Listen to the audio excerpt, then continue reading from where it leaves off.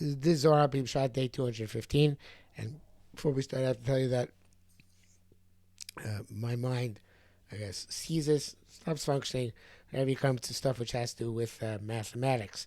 Um, it's not my thing. So the next, most of the next Zohar, we're going to go through without necessarily plumbing the depths because there's a lot of cheshbon, a lot of arithmetic involved in it.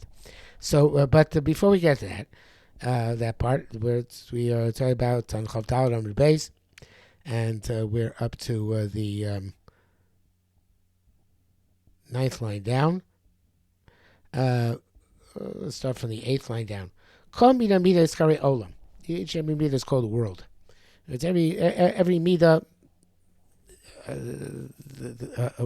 every sphera is its own world. If you know Yud Vav, Shir Umida, and that's Yud and Vav, Shir and Midah. And what does it mean, Shir and Midah? It sounds like a measure and a measure. So Vav is shekel.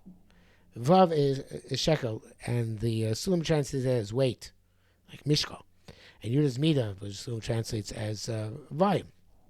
So I think that whether that's the precise interpretation or not, shakal means always to take, and vav means to is a vav achibur, is connection, and therefore the extent to which each midah is connected to another midah is its vav, and that is how it serves as a connector from the midah above to the next midah below, or if it's one of the midas at the end, like Malchus, only to the midah above.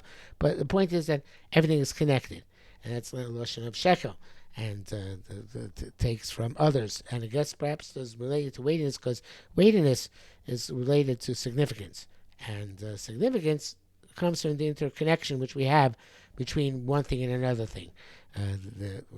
Something which is not connected to something else doesn't have any significance. Something which connects and is influenced and does influence, that is its significance, its gravitas, as they say in Latin.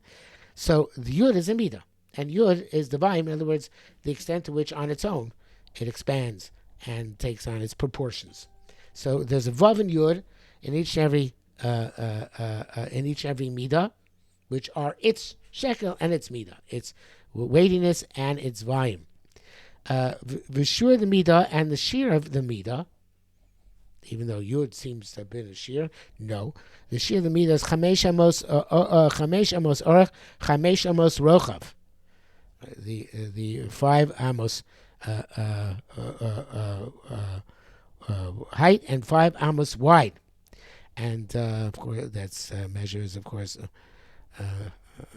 the comes from the Mishkan, but the point is that the 5 is also understood here.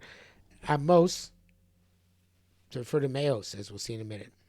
Not just 5 amos, also 5 meos, 500. That'll come to.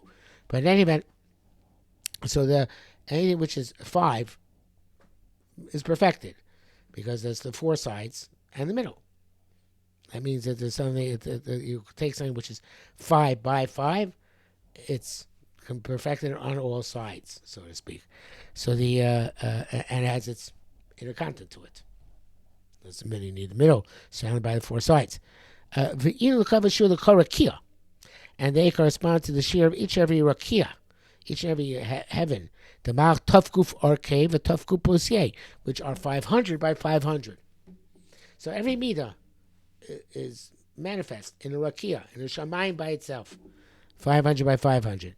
The Ma'ach Tafkuf, the amount, because I'll say the amount you walk in 500 years is the extent of the rakia. But obviously it's symbolic. Vinun hey, those are hey. Right, so those are the 2 heys spelled out here. Hey. So 5 by 5. So we had Yud, Vav, hey. Right. So it's not Shem Hashem, not in order, but all the components of Shem Hashem are there. So each midah has this correspondence of its volume, and that volume is contained in an area which is Yud, and that is which is 5 by 5. And perhaps also the Yud is the 5 by 5, even though the perimeter is 20, but it's a 5 by, defined as 5 by 5. And then that the Vav, which is the connection. The V'inu Nehei Arei L'Chashir Kuma B'Osvan Yud Daled Vav Daled, meaning Yud Ke Vav Ke. The Az Vav Rakia Shamayim. And he says the letter Vav is the Rakia Shamayim. Chamesh Rakin delay, it's 5 Rakin. Actually 7, Zohar is going to get this later on. The Chamesh Rakin delay. Hey Elaine Iskaru Hey Shamayim. So 5 of these are called Hey Shamayim, Hashamayim. Right? Hey, Chamesh Rakin, the Hey are the 5 Rakin. The Kliyam Bishamayim, which are considered in Shamayim. And the Chamesh Ilain, and they are the 5 higher ones. And there's Shmei HaShamayim. Then there's 2 more. Because the Shamayim and Shmei HaShamayim, which are above and beyond. Right? The Shamayim, the Hey Shamayim, and the 2 above it. The Vinun Hey Chamesh B'Chamesh, they're 5. Hey again is spelled here. Hey 5 by 5. Vav Rakia, as you saw, Vav is the 6th Rakia. Lon Shisia Lon, there's the 6th one for them, and Yud Shviyah, right? So the Lon Yud. So the not sure how we get to from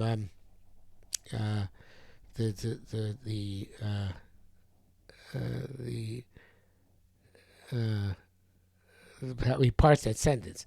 So let's try again. Vav Rakia Shisa Lon Yud Shviyah Lon. Yud is Shiva b'Shiva. The Yud is 7 by 7. So I guess that's perfection, which includes all the midos of everything. In other words, 5 is a measure of completion, but it's only 2-dimensional. You have the 4 corners and the middle, or 4 sides in the middle. 7 is a cube, and in the middle. So therefore, you have 3-dimensional. So the assumption is that the shamayim below, the 5 shamayim, are a certain type of shleimus, but it doesn't have the depth. Only has the sides, length and width. But the depth comes from getting up to the 7th heaven. And that is the Sakin Dalit. Since it's 7 by 7, so it's not just, again, we said before, 5 by 5 is 10. I was saying 7 by 7 is 14. Arin Shiva Agabe Shiva. He says there's 7 lands. And it could be referring to lands on earth, but it sounds like that because it says Kegilde Betzolim. They're like layers of onions. It sounds like he's referring to the various different Rakim as lands, as domains unto themselves. Remizam betrain Einin, and they're all alluded to in 2 Einin, and I'm not sure exactly what an Einin means here. Seems like it's an eye, but this is something which the Remizam will come back to tomorrow.